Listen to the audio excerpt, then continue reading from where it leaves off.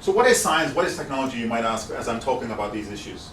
Science usually refers to a systematic body of knowledge about the observable world, facts or observations, about the world. Technology usually refers to material goods, methods, or knowledge used to carry out human ends. The key thing with technology is that it helps us do something. This technology makes it more convenient for me to move with my slides. This technology allows me to do a lot of word processing, preparing presentations, and a lot of other things. Technologies usually have a goal. They help you do something. This technology of a chair makes it more comfortable for me to sit and talk and give my presentation. Whereas science does not necessarily have to have an immediate goal. It's just knowledge about the world. Why do we have earthquakes? Why does it rain? Why does the sun shine? Why do we have tsunamis? Just about nature. It's facts or observations about the natural world. Whereas technology is usually associated with functionality. It serves a specific function. Maybe it's a bad function, but it serves a specific function. Technologies help us achieve some goal or some completion of a task.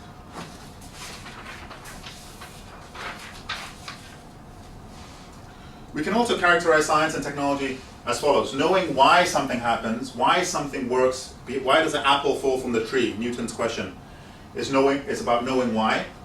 And knowing how something works, behaves, acts the way it does is considered to be technology.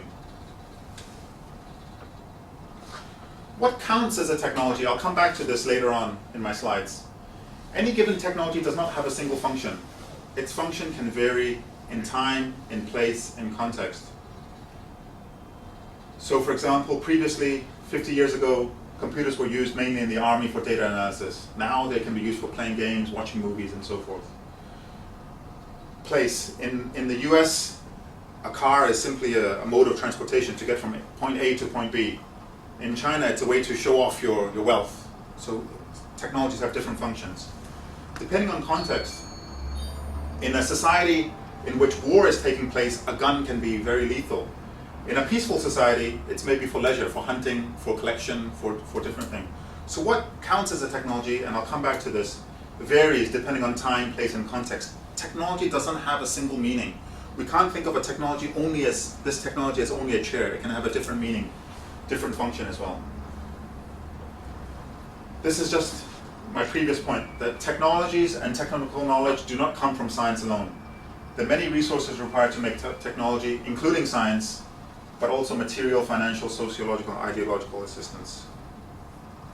The key point that I want to make here is that when we make a technology like a computer, we need science. Sometimes we need scientific input, but scientific input is not enough. We need to have the right materials, we need some financial backing, we need some supporters, and we need some champions who think that this technology can succeed. We also now, I'm trying to distinguish between science and technology here. What is science, what is technology? But now we see there's a greater interdependence among different areas. For example, biotechnology, nanotechnology, material science, we see science and technology overlapping. Okay, I'm going to switch gears once again. I'm going to talk a little bit more in depth about technology now. Some technologies require certain conditions to operate. For example, an airport requires that you have an air traffic control center, a centralized place of control. Without the air traffic control center, which controls the airplanes taking off and landing, the technology of an airport would not function. So some technologies require certain conditions. You must have the condition in place before the technology operates. Nuclear power plants are similar. You must have centralized control. Okay? Without this condition, the technology cannot operate. Some technologies promote inequality. Technologies are not always neutral. Technologies are not always neutral. So we think, no, this is just a chair. What impact can it have? Maybe for this technology that's fine because it's a less intrusive type of technology.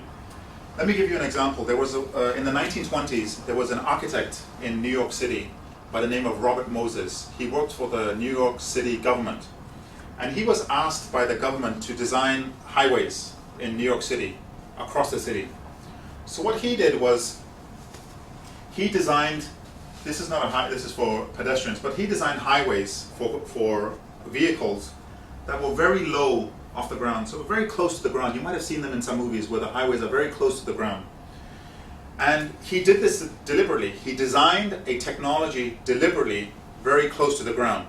And he designed it close to the ground so that buses, which are taller, could not pass underneath.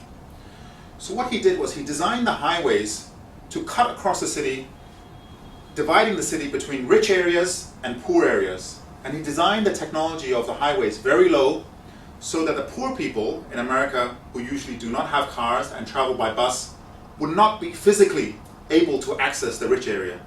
The rich area was usually white people, the poor area was usually black people. So to keep this segregation, he deliberately designed a technology of highways which were very low so that large buses could not pass underneath to segregate the society. That is an example of a deliberate attempt to promote inequality using technology, a deliberate attempt. But sometimes technologies promote inequality in unintended ways. So in Hong Kong, if you enter a building, you might not even notice because we are all healthy, we're able-bodied, you have to go up 2 or 3 steps. If you're on crutches or you have a wheelchair, it's very difficult to go up those 2 or 3 steps. Very difficult, even those 3 steps. I think in this building I had to go up 3 steps before I came into the building, or I had to go down actually, I had to go down a few stairs. If you're on crutches or if you're on a wheelchair, it's very difficult. So this is an unintended way of promoting inequality. Technologies are not always neutral. Technologies can have impacts. Sometimes the impacts are deliberate, sometimes the impacts are unintended, but technologies have an impact, right? And finally, some technologies create dependence. Maybe this is not the best example, but for us, the best example is we are now dependent on electricity. Without electricity, many of our activities in our daily lives would not function. 150 years ago, we were not dependent so much on electricity. There was no electricity. We used to sleep when the sun set, and we used to wake up when the sun rose. We were dependent on the sun for our energy. Now we have electricity.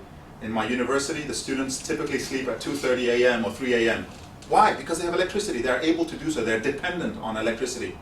The electricity powers their iPads, their MacBooks, and all of their activities are surrounded by it because we have electricity. So now we've become dependent on this technology.